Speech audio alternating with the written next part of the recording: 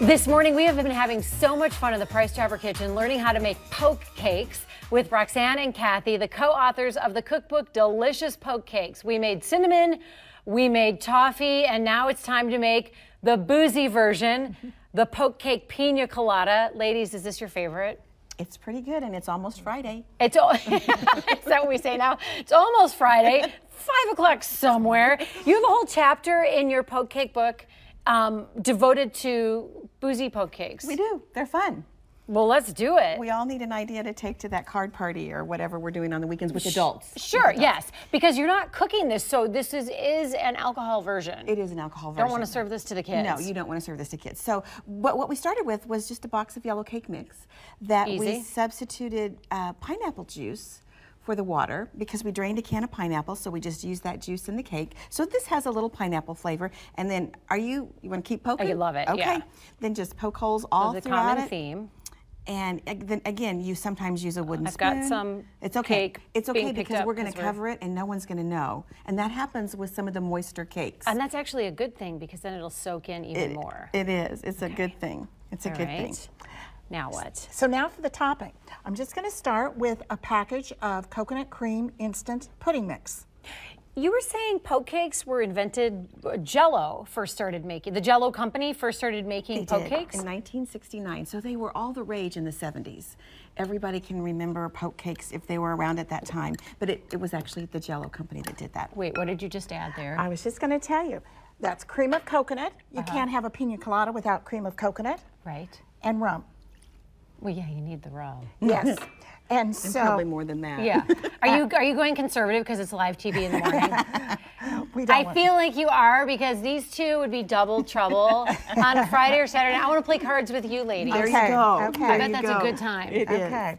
So just like any pudding, I'm going to whisk that together until it starts to thicken. And then remember she used the pineapple juice in the cake. So I'm going to add the crushed pineapple to my topping.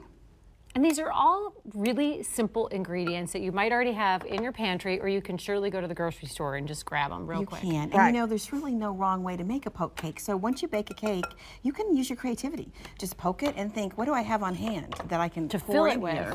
And then frost it with whatever you have. Right. Now, does all that go on the cake? It does. This kind of reminds me of tres leches. In a way way. it gets real gooey, so just pour it on? Yes. Right.